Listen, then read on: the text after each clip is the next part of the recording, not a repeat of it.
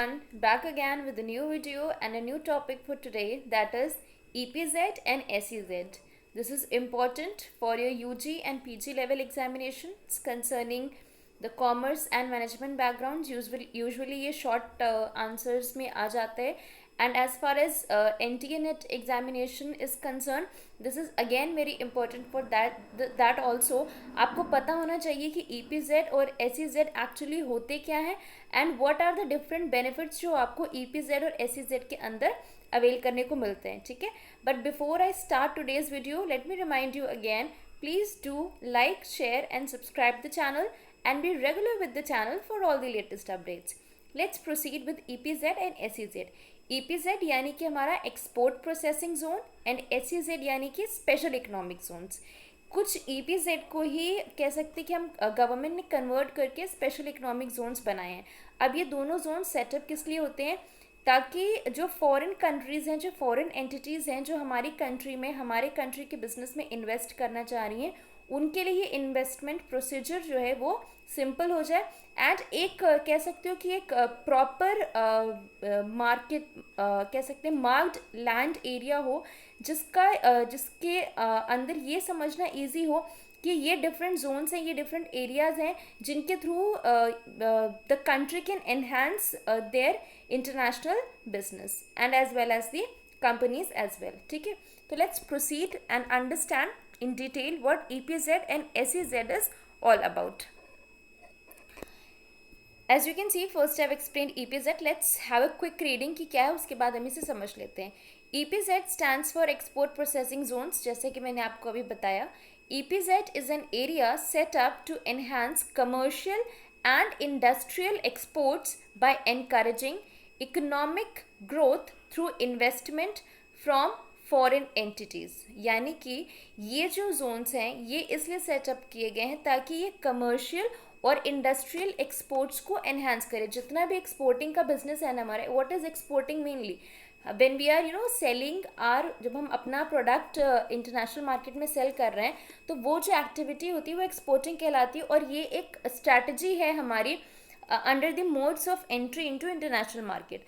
तो एक्सपोर्ट्स का जो जितने भी हमारे कमर्शियल या इंडस्ट्रियल एक्सपोर्ट्स हैं उनका जो प्रोसेस है उसको एनहांस करने के लिए, उसको इनकरेज करने के लिए ये जोन्स सेटअप किए गए हैं. और साथ ही साथ फॉरेन इन्वेस्टमेंट्स को भी इनकरेज करते हैं ये zones. It becomes easier for these for the investors to invest in these zones because ये कह सकते हैं कि पहले से confined है एक particular area में and people are very well aware कि what are these zones actually dedicated for. अगर हम एशियाज फर्स्ट EPZ की बात करें यानी कि export processing zone, this is very important, इसको याद रखना कि Asia's first export processing zone was setup in Kandla in 1965, Kandla in Gujarat, right. So I just hope this you will remember. आगे बढ़ते हैं SEZ यानी कि special economic zone. SEZ stands for special economic Jones. It refers to the specially demarcated territory usually known as deemed foreign territory with tax holidays, exemption from duties for export and import, infrastructure for production and augmentation of export activities. इस SEZ में हम क्या करें, basically we are actually having कह सकते हैं कि एक मार्क्ड टेरिटरी, हमारे पास एक मार्क्ड एरिया है जिसके अंदर हम अपना ये जोन सेटअप कर रहे हैं. किसी एक पर्टिकुलर इंडस्ट्रियल एरिया को हम स्पेशल इकोनॉमिक जोन कंसिडर कर लेते हैं. There are different there are different zones that have been set up in India, there in Noida, in Cochin, in Gujarat, right. So there are a number of special economic zones present in our country and basically हम ये जो territory बनाते हैं special economic Jones की, इनको हम deemed foreign territory भी बोलते हैं. वाई? बिकॉज बेसिकली इनका जो काम है वो इंटरनेशनल बिजनेस को एनहांस करना ही है, राइट. दे आर कह सकते हैं कि exclusively setup, exclusively marked for enhancing the international business और इंटरनेशनल ट्रेड, राइट. अब स्पेशल इकोनॉमिक जोन्स में बहुत सारे बेनिफिट्स भी मिलते हैं, जैसे टैक्स हॉलीडेज यानी कि टैक्स पे नहीं करना होता है इन जोन्स में जो भी कंपनीज या फर्म्स या ऑर्गेनाइजेशंस सेटअप होती हैं.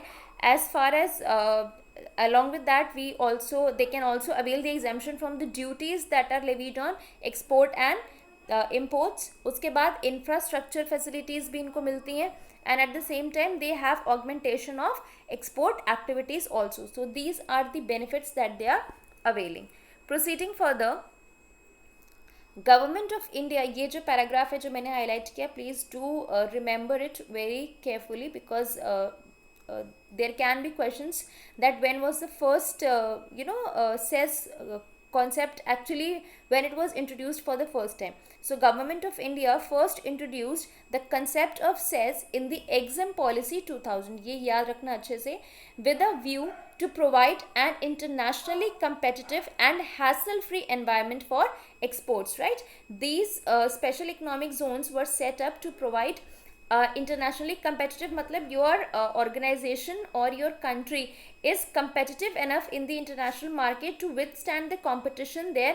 वहाँ पे survive करना, वहाँ पे grow करना, ये सारी चीज़ें कहते हैं कि इन सारी चीज़ों को enhance करने के लिए special economic zones set up किए गए थे. and at the same time hassle free environment for exports, मतलब कि आपको exactly पता हो कि आपको कैसे इस exporting process में involve होना है, क्या what are the different steps that need to be taken, that all comes under it. So सबसे important चीज याद रखने वाली जो चीज़ है वो ये कि गवर्नमेंट ऑफ इंडिया ने सबसे पहली बार सेज इंट्रोड्यूस किया था एग्जिम पॉलिसी 2000 में, right?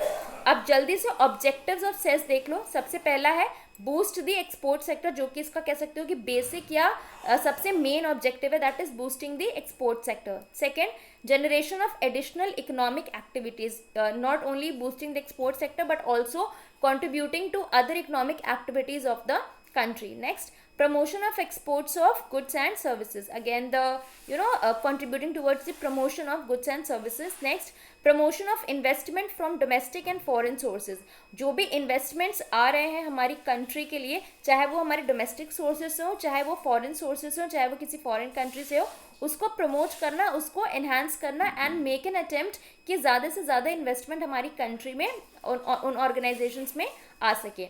Next is creation of employment opportunities. कोई भी प्लांट सेटअप होता है, कोई भी जोन सेटअप होता है, तो बट ऑब्वियस है कि वहाँ पे मैन पावर की रिक्वायरमेंट होती है, ठीक है? तो again considering this fact, SEZ aims to generate employment opportunities within the particular area wherein it has been set up. Next is development of infrastructure facilities. जो भी infrastructure facilities है उनको better way में develop करना, उनको enhance करना, this is also an objective of SEZ, right? So I just hope what EPZ is, what SEZ is, this is very clear to you now. And इसके जो objectives हैं ये भी याद रहेंगे. बहुत छोटा सा टॉपिक है and at the same time very easy to understand and remember. So that's all for today. Next topic in the next video. Till then, take care. Thank you.